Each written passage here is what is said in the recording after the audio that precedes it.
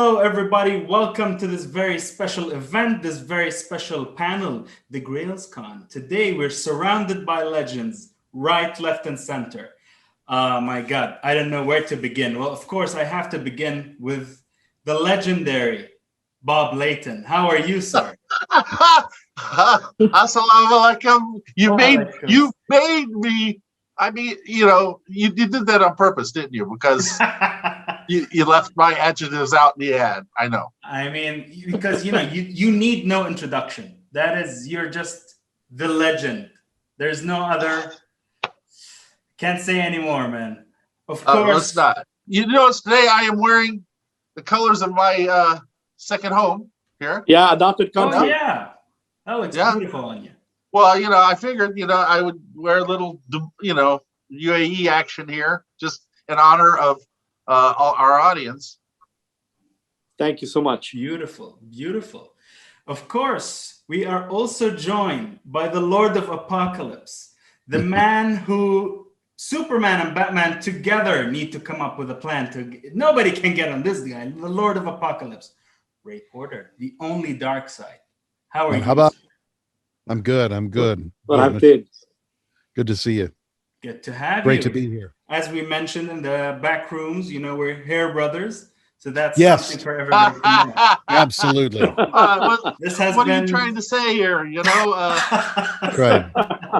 We're trying. Look, it's Bigfoot. Two of us. Exactly. Yeah. Of course, joining us as well is the man, the myth, the legend, the visionary behind Speedy Comics, Dr. Rashid Al Farooq. How are you, sir? I am good.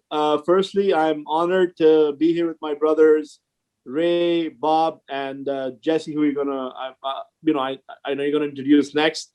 I just wanted to say it's an honor. It's my pleasure to have two people who I look up to, actually, like Bob and Ray, who really changed a lot of the way I think about comic books, about movies, about a lot of things. Thank you for having me on today. You are very welcome. Thank you for giving us this, alongside with the gentleman here, this very, very unique event, which we're going to talk a little bit about later on. Of course, we are also joined by another legend in the making, a man with a big legacy, comes from a big, big legacy, Jesse Simon. Jesse, Hi. Here, I'm very excited to have you here, my friend. I mean, I've met the other guys before, but Waleed, you should refer to him as comics royalty, you see, because he comes from a lineage. That is true. That is true. He does. Royalty, He the does. comic prince. The comic prince, Jesse Simon. How are you, my friend? I'm honored to be here, representing not only my grandfather, but, just to make new friends and share some knowledge and just make memories. Beautiful, beautiful. He's young. He probably doesn't get out much, especially in the pandemic. He's too busy. He needs to make new friends. Yeah, it's always a good thing. Of course, of course. Well, we're going to start with a few questions. I'm going to go straight to you, Bob. Tell us a little bit about the early parts of your career. Many people don't know about the CPL. The fanzine days, yes. Yeah. So then later on that you'd be doing Marvel and DC. I mean, obviously, you've left your mark on everything you've done. So please let us. In the early 1970s, we didn't have Zoom. We didn't have the internet. We didn't have cell phones. We didn't have computers.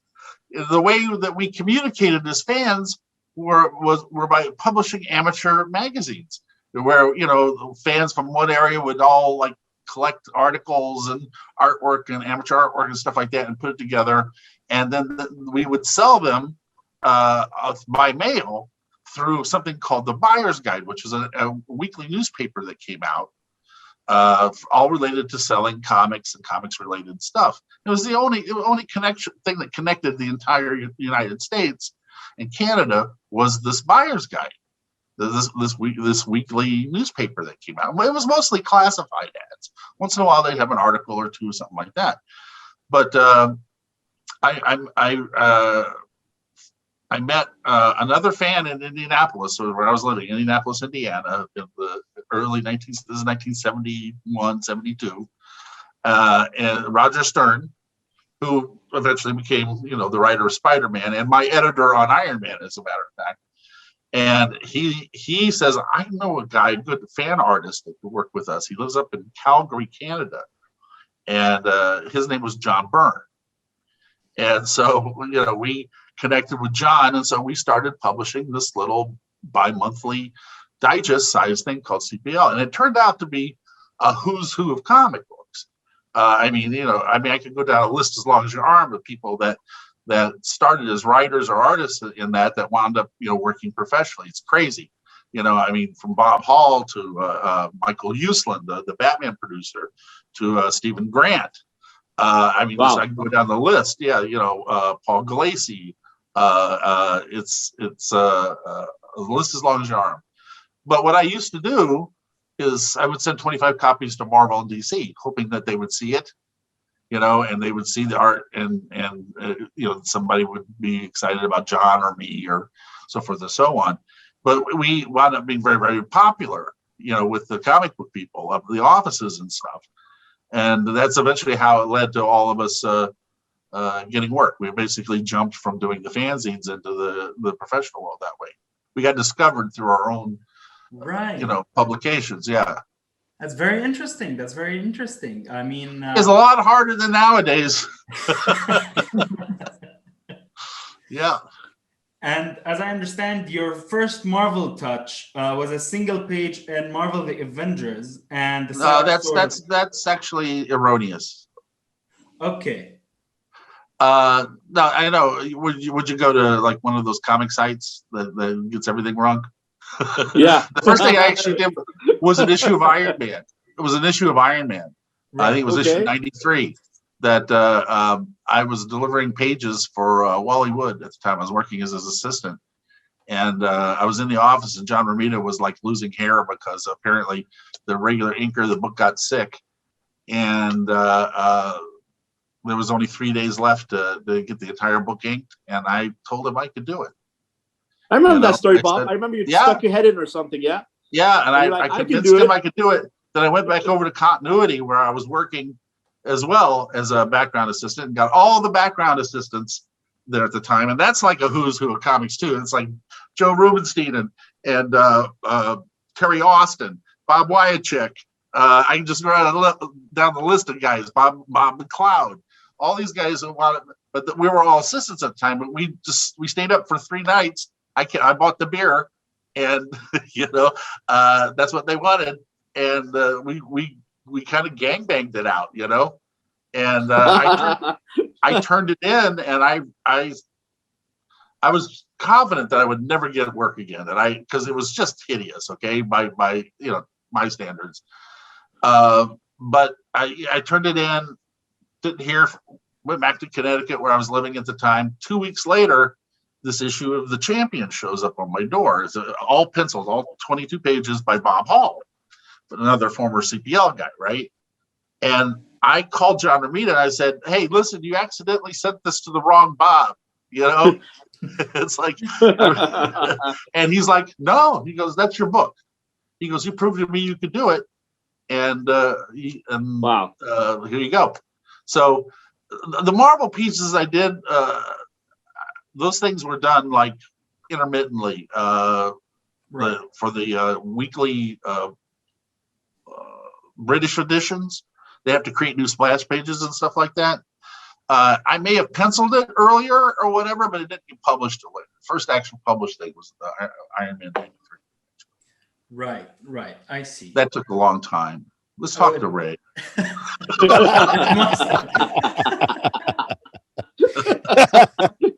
All right, I'm gonna switch. What's happening in Apocalypse, Ray? Well, it's warm. Warm with a slight chance of showers of lava. I'm gonna switch gears here for a sec, and we're gonna head on to Ray. Ray, of course, we did not have any live action Darkseid before. So of course I'm going to ask Yeah. you, how did you prepare and how did you audition for the role of Darkseid based on all the vocal work and all the emotion that the expressions of Darkseid and Yeah. all those elements that make Darkseid the Lord of Apocalypse? How did that come? How did that prepare? You know, I was over there in England when they were filming. At the time, I was married to somebody who was working on the film, and I had known Zach socially, but he also knew that I was narrating audiobooks, because actor between jobs, it's like okay, so I'll narrate audiobooks, and he prefers to hear the script rather than to just sit and read it. It's a different experience, organically. So he would bring in various people, a bunch of actors, who were living around London at the time, to read the lines Essentially aloud. table read it, right? Precisely. And he and Chris Terrio could sit and listen to it, and you get a sense of how the dialogue flows rather than just trying to interpret it off the page. So I had done that a few times, and basically there was one day when he went, "Hey, can you do a voice for this character?" And I looked at it and made a couple of decisions just on the spot and went, "Yeah," and did something. And he's like, "Cool." And I didn't hear anything for like a couple of weeks, and then found out I was cast as Darkseid. Wow. So then it was like scramble, to like learn what I could in a short Did you amount have to of wear time. the dot suit and all that? I had, it was funny. We didn't have to do dots. I guess the things have changed a little, but I still had to do the black lycra suit for mocap with the special Well, balls on the end of it, I haven't been on a set since Iron Man 2, so I'm sure the Okay. technology has improved a bit. It changes almost daily. So yeah, we did do mocap, which was the black lycra suit with the balls, and then I jumped off of a platform and ran my hands through the earth and swung a broomstick. That's when Uxas in the movie, Oh yeah. hammers out the anti-life equation. And then there was another session. There was a couple of other vocal sessions where I was just doing wild lines, ADR, stuff like that, the battle with Uxas and all of that. And then Peter Guinness and Kieran Hines and I all convened in LA and shot our stuff, all of our scenes, all of our dialogue and all of that. And with that, we had to wear this rig on our head, which was like this band with an arm that came out with two cameras about that far away from your face and a really bright light. So you can't see anything past the light, first of all. You're constantly, talking to a police officer with the flashlight in your face. And you have to act this scene and you have to try to tell the story. You just confessed that you know what that's like, right? I mean, I've heard about it. I've heard that's how it goes. I mean, look at me. I am probable cause. Anyway, so we did those scenes, but it was a lot of just relying on each other, moving through space, and all of that. But the principle of that, the reason why they had those cameras was just to catch our faces. Right. And I had to shave for that, which isn't pretty. And you got a photo of yours shaved, Ray? I've got a picture. Well, I've got that horrible selfie that I took. I've got that terrible selfie that I took on the golf cart of Kieran and Peter and I. Let's see if I can find it. But anyway, it was basically just to catch the facial expressions and the mouth movements and all of that, so that when they were doing CG, they could realistically match it to the way people speak. Right. Kind of syncing. Yeah, essentially. I've seen the equipment. Yeah, I know what you're talking about. I don't know if this is going to read it all, but there we all are. Keep the beard. Keep the beard. Keep the beard, Ray. Keep the beard. Okay, I have a question for Ray. Yes, sir. Have you tried singing as Darkseid? No, that would be hysterical. What song should I sing? What song would I do? I would love to hear it personally, though. You'd love to hear Darkseid sing a tune. Wow. It would almost have to be a Tom Waits song, don't you think? Yeah, 9 Hawks at the diner, baby. Yeah, exactly. The piano's been drinking. Yes. So that was, it was basically that. And then later, obviously, what happened.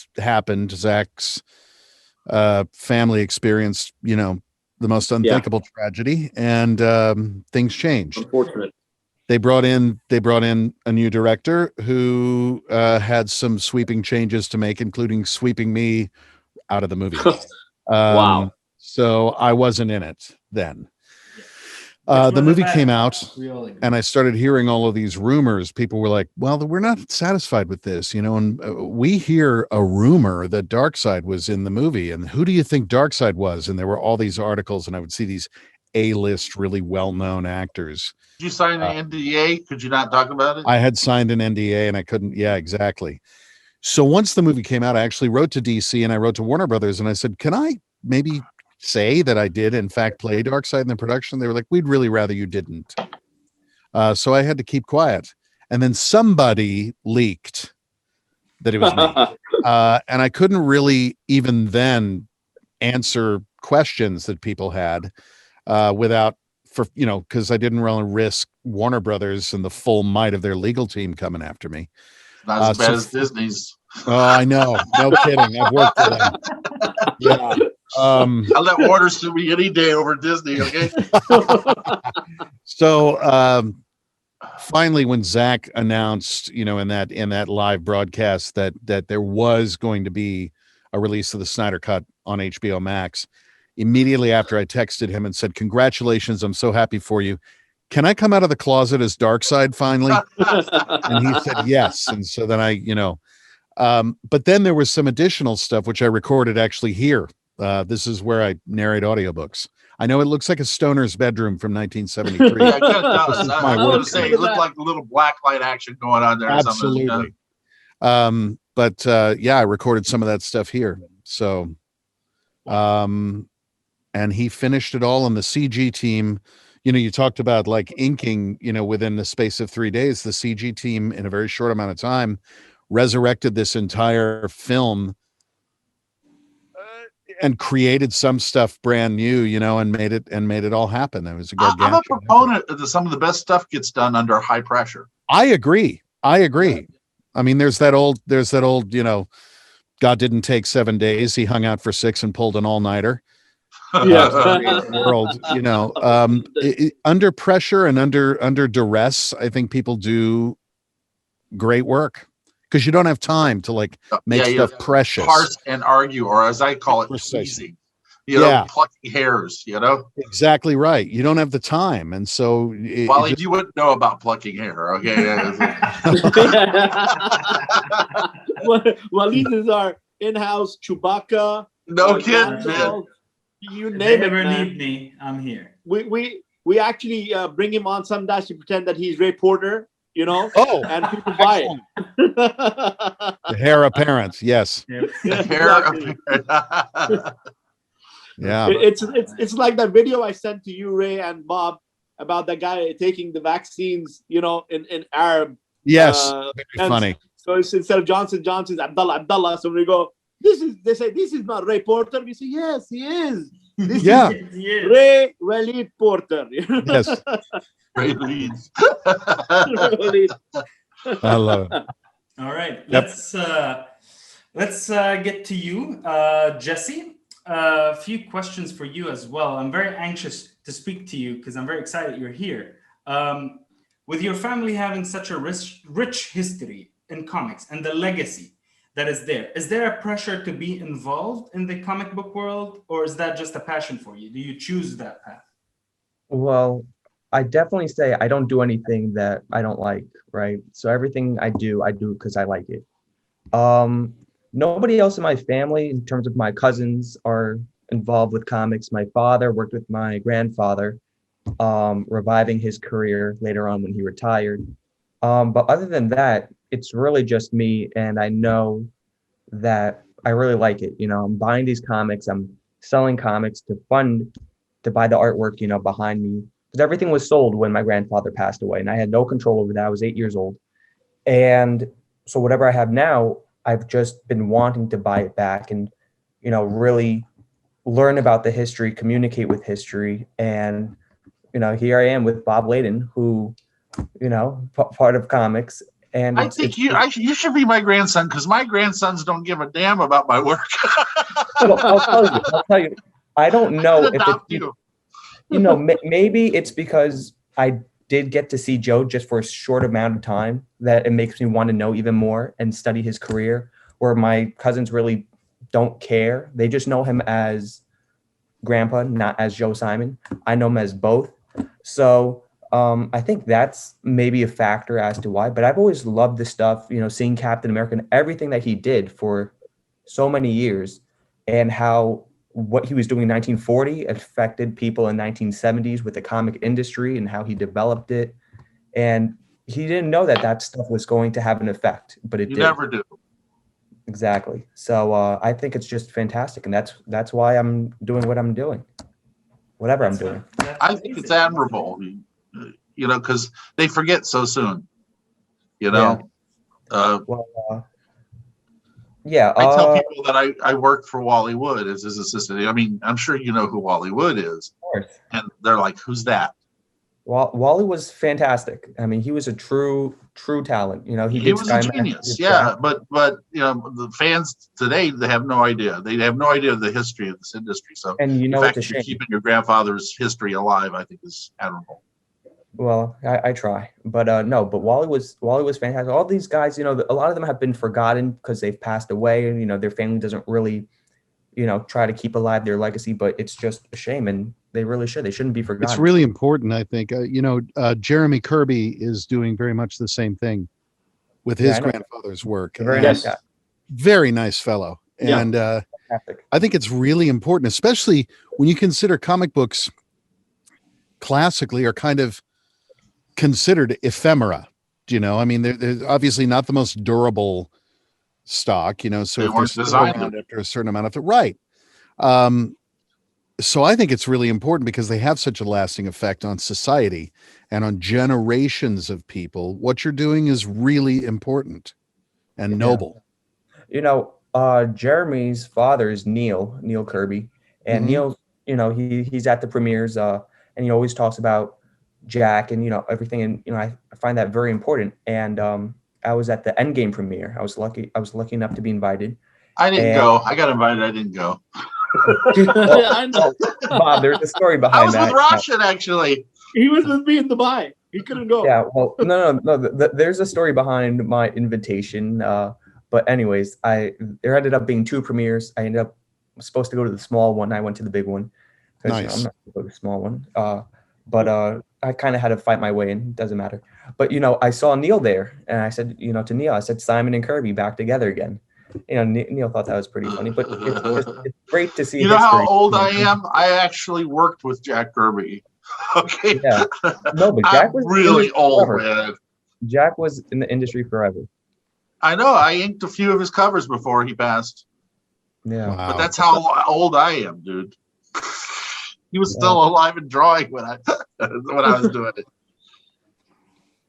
All right. I mean, you mentioned, Jesse, that you do remember your grandfather and that you've experienced him as opposed to your other cousins, or did that have an impact on what you're doing now? Meaning, did he directly kind of put that in you, the love of comics? Did he show you the artwork, or did he take you somewhere that kind of immersed you in that world, or did you decide to retrace the footsteps and keep the legacy? Well, yeah, I know what you're saying. My cousins, they all had a very unique relation with him, each one individually. No 2 relations are the same. But I remember I grew up in Queens. I'm still in Queens. And Joe lived in New York City. And when he would go to Comic-Cons, he would only go to the local ones as he got older. When I was born, he was 90 years old. Wow. And so he would only go to the local conventions, Big Apple Comic-Con, New York Comic-Con. And he would just go, he wouldn't charge for entrance. He would just go for the fans. And me being a little kid, my parents would go with him. And that meant that I was there. So that's, that memory. I remember Big Apple Con going up the escalator, and he had the huge table to the left, and he would just sit there and sign comics, and fans would come up to them. I'm sure you guys know the feeling of fans coming up to you and saying how much they admire your work. Not But- lately. well, Bob, it's the pandemic. You can't blame your fans now. I We're- don't. Yeah, I know. I mean, you still get the appreciation, all your comment sections, hundreds of people saying how amazing. But I remember Joe being there, and I would just sit there next to him. I remember this one time I was there, and a fan had a doll for him to sign, and I ended up really liking. I was like 6 at the time, and she gave me the doll that I really liked, Oh, wow. and I still have it. So, but it's just, I think those memories of being with him, with the fans at those events, and all the artwork. I have 3 pieces here, 1 piece there. I mean, his wall was like you couldn't see the wall. It was all artwork. There's artwork everywhere behind him, on his desk, on his couch. Just piles and stacks. And just growing up around that environment, I never thought it was special. I just thought, that's my grandfather's apartment.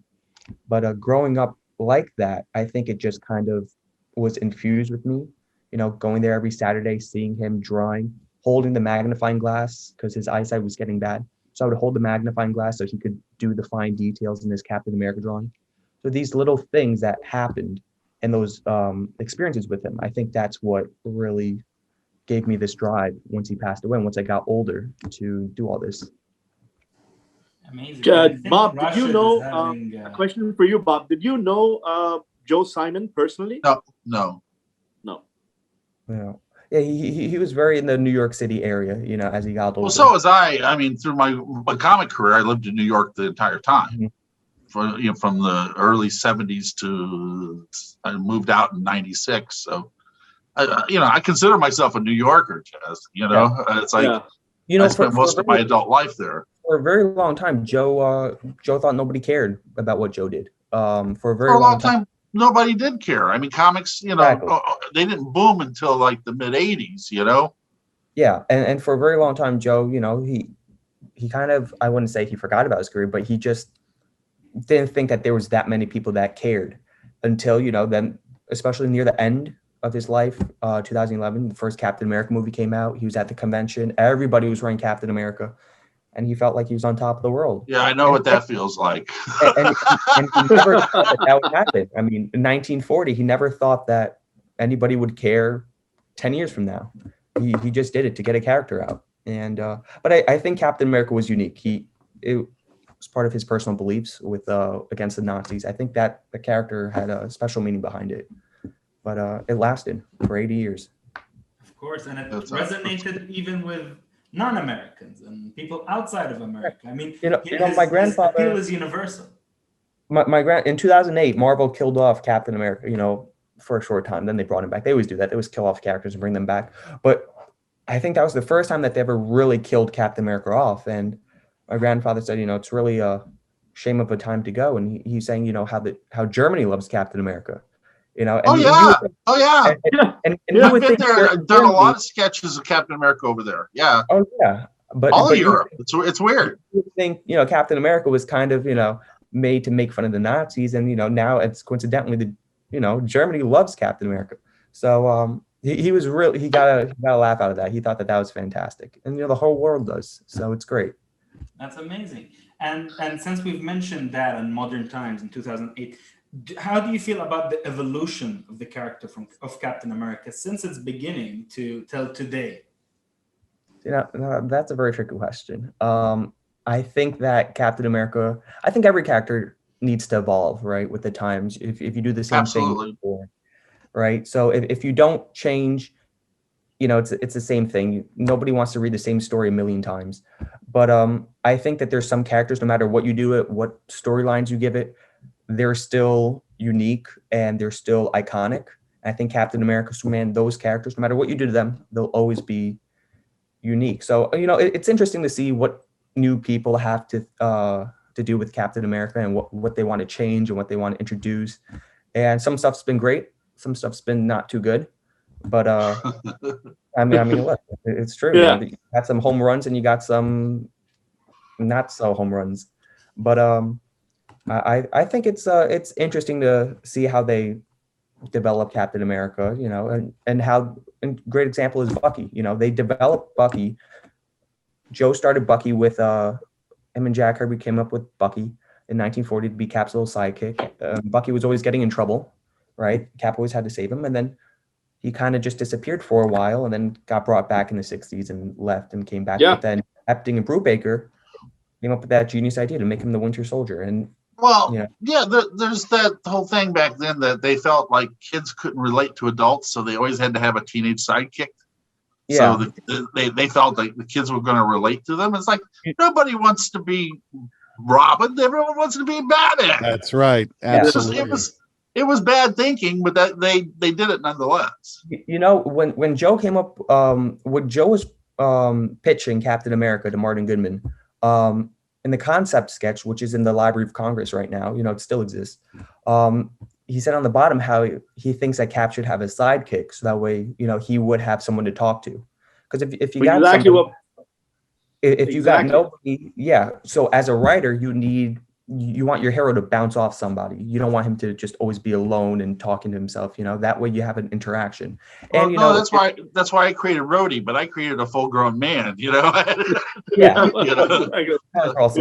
Yeah, no, I agree. And don't forget the demographic in comics changed. You know, the demographic in the 1940s were kids. Oh, absolutely.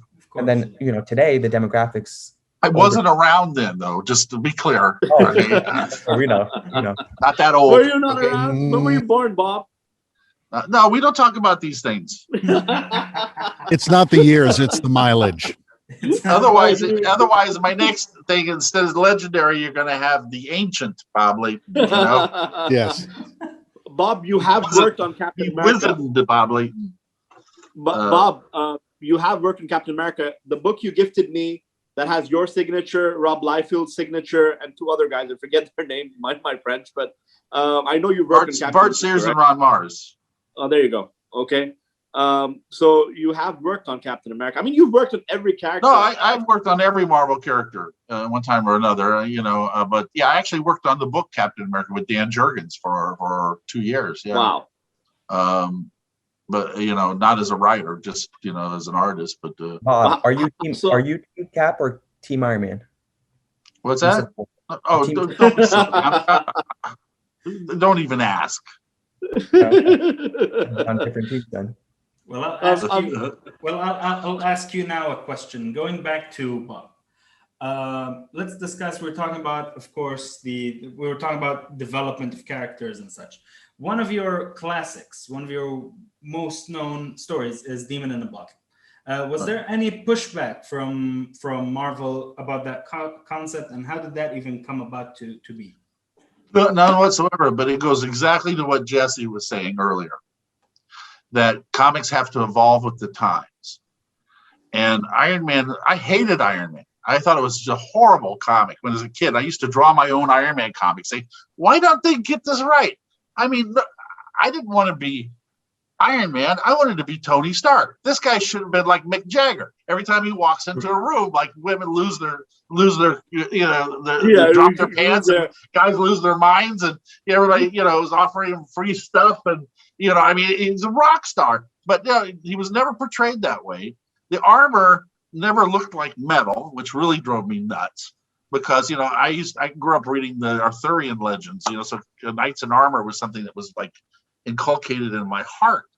You know, I mean, I had a total different vision of this stuff. So when I finally got my hands on the books in the mid-70s, it was going to be canceled. So that's why they tried out new talent on stuff that was going to be canceled. And I said, do you mind if I change a few things? And one of the things that changed was the heart problem. Because even by the mid-1970s, heart transplants were commonplace. You try to tell me this guy could build an armor that could fly to the moon, but he can't get rid of a piece of metal in his heart? You know, it's just replace the heart, you know? Or he's Tony Stark. He could have made an artificial heart. Jarvik did, you know? Yeah, the Jarviks have a nice one. So the science no longer was applicable to the character. So I was trying to create a new world for Tony Stark. And really, the one thing that set him apart, the hook, because Spider-Man's hook is he's a teenager, right? Cap's hook was being a soldier. Iron Man's hook, or Tony Stark's hook, is being an industrialist, being a creator, an inventor, and having this international corporation, a kingdom like King Arthur, that he protected. And I saw Iron Man as that knight. I saw the Avengers as the Knights of the Round Table, because Tony Stark forms the Avengers, right?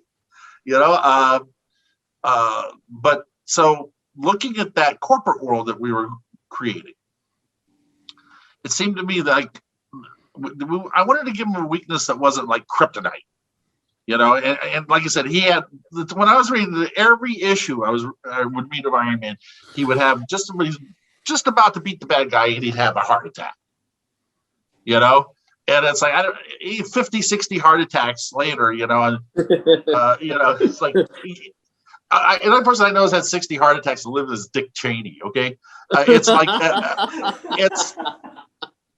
it didn't make any sense anymore. So the whole idea of exploring alcoholism seemed like it's never been done before. So we approached David Michelai, and I approached the editor and said, we want to have Tony, through this next year's story arc, develop an alcohol problem. And he said, well, that's permanent, right? I said, yeah, I know. But that's the whole point. The point of it is, I think the best kryptonite that you can ever have with a character resides within themselves. Yes. And so being a recovering alcoholic myself, it kind of made sense. I know that how it is with the early struggles and stuff like that. I mean, I can't remember that guy now, but the point being is that seemed like a logical step, especially as you were saying, Jess, they changed with the times. That whole generation that I came in, we were redefining Marvel for a whole new generation that wanted more sophisticated stories. I mean, John Byrne and Chris Claremont were doing the X-Men. Frank Miller was doing Daredevil. Walt Simonson was doing Thor. I mean, it's like a who's who. All of them recreating the Marvel universe for a new generation with more sophisticated stories.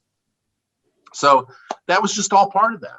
But all they told us was, don't screw it up. They didn't say, nice. Yeah, they said, go, just don't screw it up. And obviously we didn't. I mean, it's still resonating. I got a letter from somebody 2 days ago. I have become the unofficial spokesman for sobriety in the comic industry. A letter of somebody thanking me, for that thing. How they said, I don't want you to ever think your work doesn't mean anything, because he said that book changed my life. Brilliant. And 40 something years later, it's still gets reprinted annually, so I'm very fortunate to have that kind of resonance in the comic industry. I should have something in front of my name in the next ad, don't you think? think so. Probably. How's that? I didn't design that, Bob, just so you know. I know, I'm just joking. For the people watching, he's gonna give us hell for it, dude. As soon as we're done with this, I'm we'll never gonna let you live it down. You know that. But my fans brought it up to me. That's the thing. They're saying, "Hey, what, you top liver?" It's not me. It's Waleed's fault. Waleed, you take one for the team. Right? Oh, it's your fault. Take one for the team, no. Waleed. Wow, man. Ray, God. look what they're doing to me, Ray. Wow, you just threw him under the bus. I know, it's like a slide under the bus. Ray, what do you want me to do?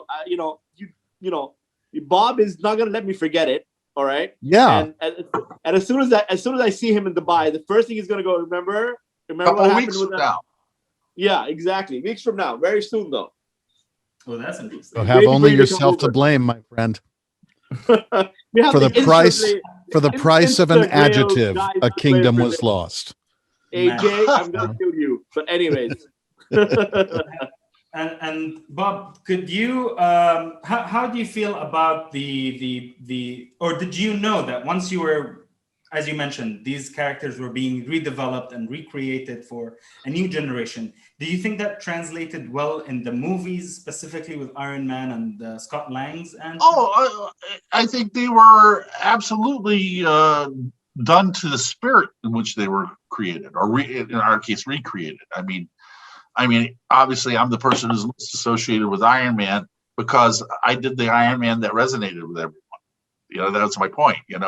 He'd been around for decades, but everyone treated him like a redheaded stepchild. Basically, it was the book that writers did for money. You know, it wasn't the one they had their passionate book, and it was the one they just paid the bills with because the pay was so terrible back then. No, I was the first person that ever gave a damn about the character, you know, but which is faint praise, I guess, right? I was the first person that gave a damn. So, but I think they've been totally true to the spirit of it. That's what's important. I've worked in movies and in television, and no medium translates exactly, you know, from one to the other. And you got to remember that the audience for the movies is Ray Porter's mom, or you know, or his uncle, you know, and somebody who's not steeped in this stuff like we are, you know. And you have that suspension of disbelief is much shorter with the general populace than it is with guys like us who are willing to accept so much more. So you have to take that in mind, and that's why I think it was really smart for them to do Tony Stark, because all you have to do is buy the technology and the rest of it works. It wasn't as fantastical as something like Doctor Strange or whatever, or even the Justice League, right? Which you got to admit, there's a lot going on there, right? You know, if people hadn't been introduced to those characters earlier, it would have been a hot mess. Yeah, you know, just jumping in cold. You know, so. But that's the trick, isn't it? Is figuring out just how much to ask of your audience.